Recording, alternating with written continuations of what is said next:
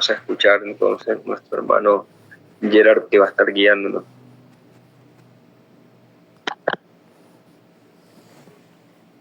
Buenos días, hermanos. Esperando la gracia del Señor nos ayude y nos siga asistiendo el día de hoy. Estaremos entonces meditando en Génesis 30 y les invito a que oremos y leamos y tengamos nuestra meditación.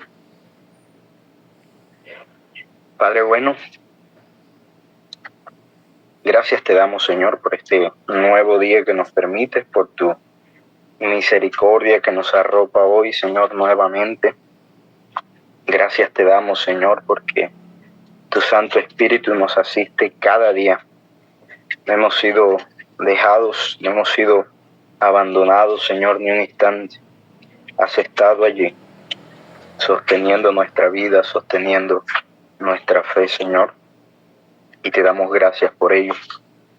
Te pedimos, Padre, que nos ayudes hoy a meditar en tu palabra, que pueda ser esta nuestro mayor sustento el día de hoy, y que nuestro corazón, Señor, la reciba en humildad y pueda buscar, Señor, en cada momento oportunidad para cumplirla, para obedecerla, para creerla, para meditar en ella.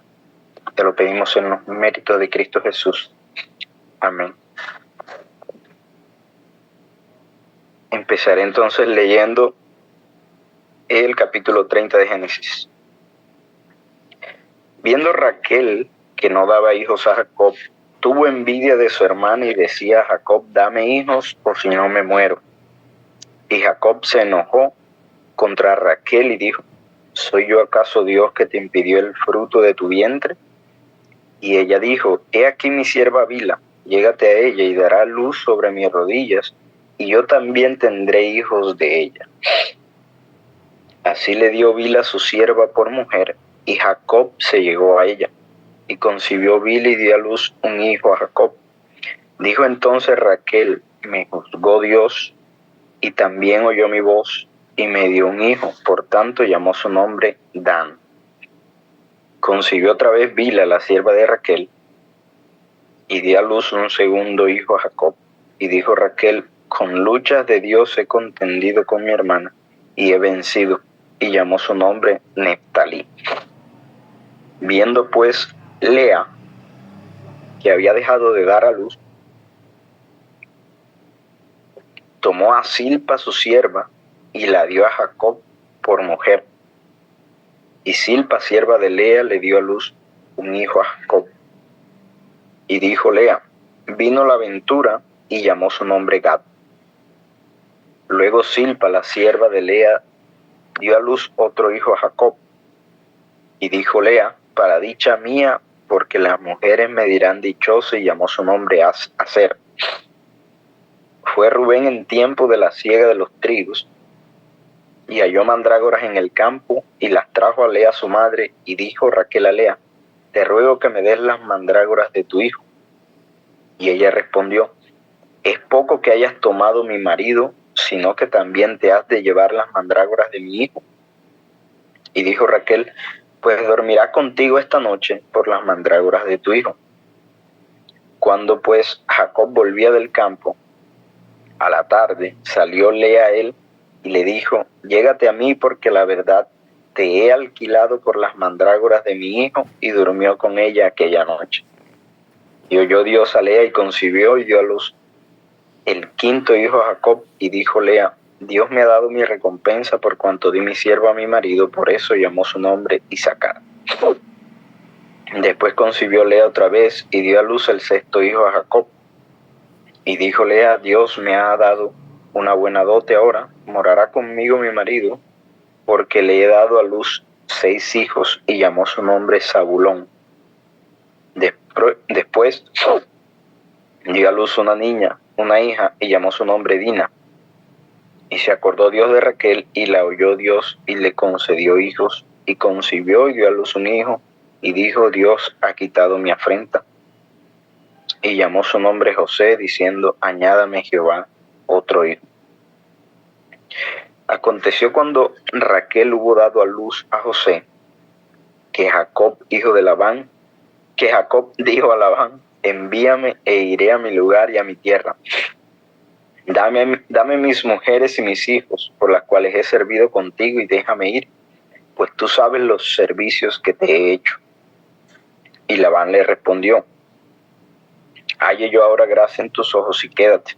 He experimentado que Jehová me ha bendecido por tu causa. Y dijo: señálame tu salario y yo lo daré. Y él respondió: tú sabes cómo te he servido y cómo ha estado tu ganado conmigo, porque poco tenías antes de mi venida, y ha crecido en gran número, y Jehová te ha bendecido con mi llegada. Y ahora, ¿cuándo trabajaré también por mi propia casa? Y él le dijo: ¿qué te daré? Y respondió Jacob: no me des nada. Si hicieres por mí esto, volveré a apacentar tus ovejas. Yo pasaré hoy por todo tu rebaño, poniendo aparte todas las ovejas manchadas y salpicadas de color, y todas las ovejas de color oscuro, y las manchadas y salpicadas de color entre las cabras, y esto será mi salario. Así responderá por mí mi honradez mañana, cuando vengas a reconocer mi salario. Toda la que no fuere pintada ni manchada en las cabras, y de color oscuro entre mis ovejas, se me ha de tener como hurto. Dijo entonces Labán: mira, sea como tú dices. Y Labán apartó aquel día los machos cabríos manchados y rayados, y todas las cabras manchadas y salpicadas de color, y toda aquella que tenía en sí algo de blanco, y todas las de color oscuro entre las ovejas, y las puso en mano de sus hijos. Y puso 3 días de camino entre sí y Jacob apacentaba las otras ovejas de Labán. Tomó luego Jacob varas verdes de álamo y de avellano y de castaño, y descortezó en ellas mondaduras blancas, descubriendo así lo blanco de las varas. Y puso las varas que había mondado delante del ganado en los canales de los abrevaderos del agua, donde venían a beber las ovejas, las cuales procreaban cuando venían a beber. Así concebían las ovejas delante de las varas, y parían borregos listados, pintados y salpicados de diversos colores.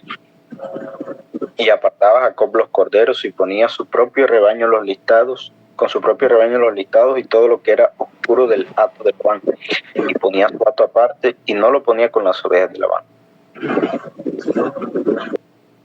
Y sucedía que cuantas veces se hallaban en celo las ovejas más fuertes, Jacob ponía las varas delante de las ovejas en los abrevaderos, para que concibiesen a la vista de las varas. Pero cuando venían las ovejas más débiles, no las ponía. Así eran las más débiles para Labán y las más fuertes para Jacob. Y se enriqueció el varón muchísimo, y tuvo muchas ovejas, y siervas, y siervos, y camellos, y asnos. Fin del capítulo 30. Bueno, mis hermanos, este capítulo está cargado también de pecado, como otros que hemos leído. Parece no haber mucha cordura en ninguno de los personajes involucrados allí en esta porción. El pecado está presente en cada uno de ellos. Pero como ya hemos visto, el libro de Génesis no es la historia de Jacob, no es la historia de Lea, no es la historia de Raquel. El libro de Génesis es la historia del Dios de la promesa. El centro no es el pecado del hombre, sino Dios y su promesa. Y a través de los capítulos hemos visto cómo el pecado en realidad ha hecho estragos, pero Dios sigue construyendo la historia. Dios sigue dando pasos hacia el cumplimiento de lo que ya Él ha dicho. Y esta porción también encaja allí, la soberana y libre voluntad de Dios, orquestando todo para el fin que Él ha determinado. Y con eso en mente, mis hermanos, quisiera que primero habláramos de todo ese pecado que se encuentra allí en medio de la familia de Jacob. cómo cada uno de ellos falla. Y luego que hablemos del obrar de Dios en la bendición de Jacob. Entonces, primero hablemos del pecado familiar. Y quisiera que viéramos desde cada una de las vidas de ellos. Y desde la vida de Raquel, podemos decir que aunque Jacob podía estar con las dos por periodos de tiempo, sin duda Raquel era la preferida, Raquel era la más amada, nos dice también la escritura. Trabajó 14 años por ella y era con la que, por las palabras de Lea, sabemos que pasaba más tiempo. Sin embargo, Raquel, al ver que Lea le daba hijos a Jacob y ella no podía, tuvo envidia. Se vio afligida por la bendición de su hermana. Y en lugar de alegría hubo aflicción al ver su deseo cumplido en su hermana.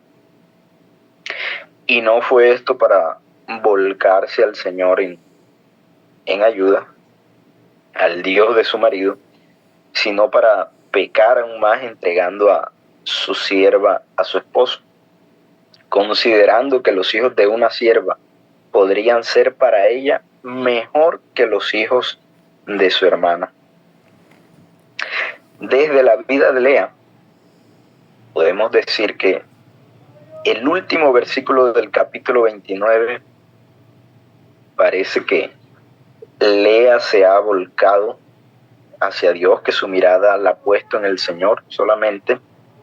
Pero en el capítulo 30 vemos que sigue obsesionada también con el amor de su marido, por lo que al ver que ha dejado de darle hijos a Jacob, también entrega a su sierva Zilpa a su esposo.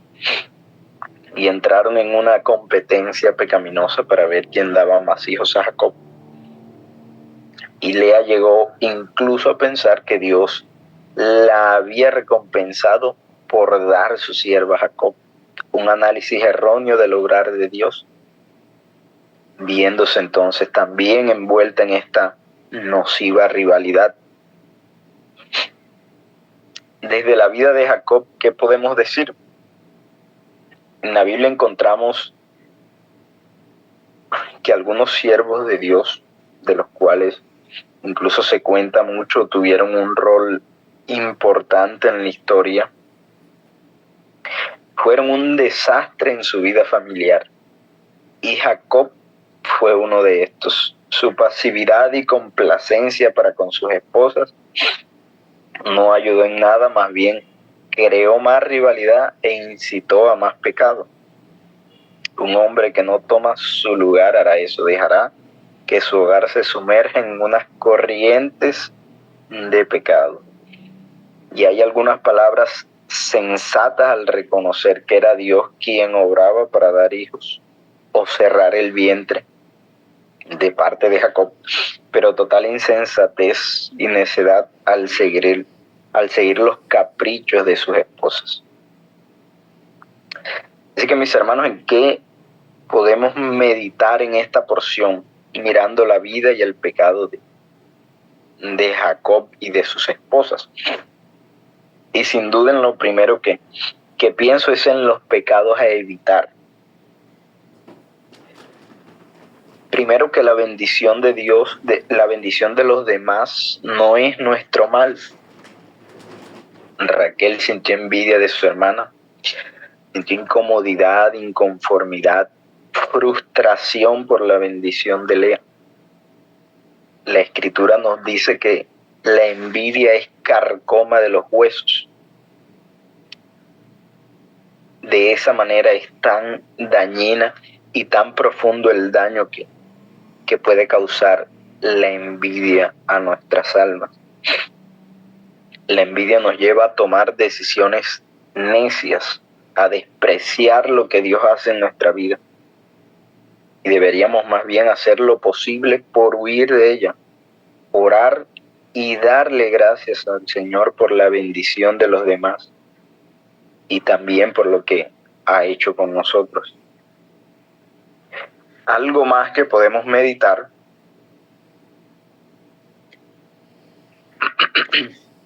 es que nuestro sufrimiento no debe guiarme a pecar, sino a volverme al Señor, a permanecer humillado delante de Él.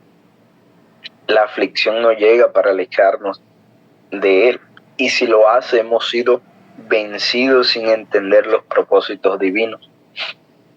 En el dolor, nuestra esperanza sigue siendo la misma. El Dios que ha prometido estar con nosotros no se asusta, no teme, no se amedranta.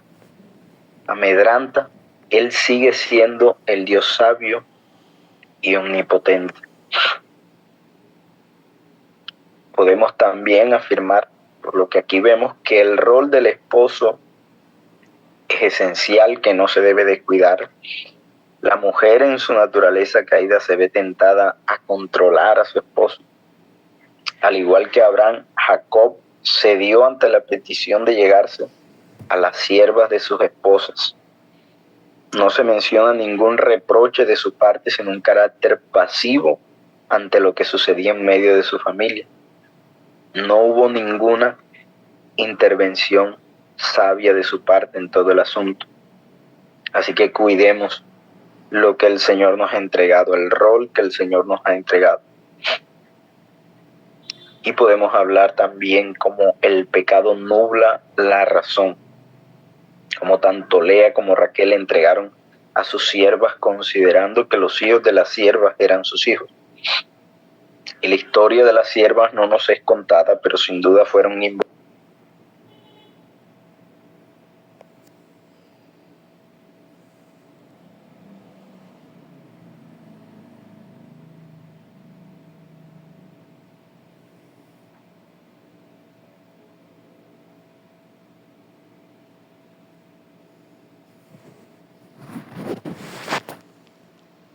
Perdón, mis hermanos, me sacó el teléfono de la reunión.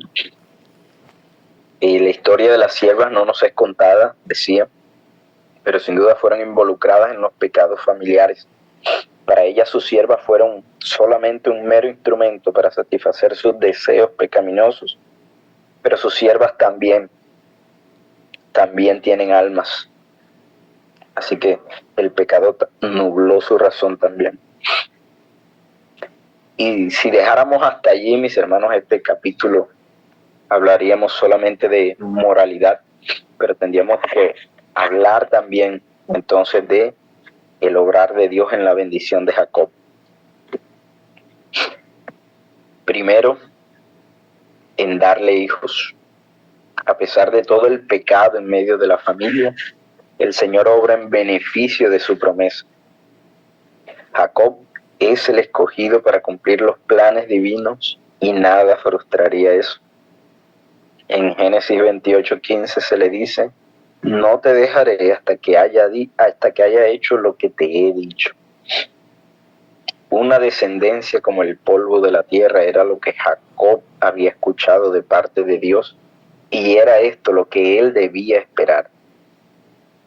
Así como ninguna de las dificultades que atravesaron Abraham e Isaac pudieron deshacer la promesa de Dios, tampoco lo haría el pecado de esta familia. Sin ser el autor ni promotor del pecado de ellos, obró en medio de su bajeza moral. Y qué bueno es el Señor, mis hermanos, que no ha condicionado su obra en nosotros a nuestros logros o niveles de moralidad. Aunque nos exige santidad y nos disciplina por el pecado, no cesará de hacer la obra en nosotros. Cuánta gracia, mis hermanos, podemos ver que hay para el pecador.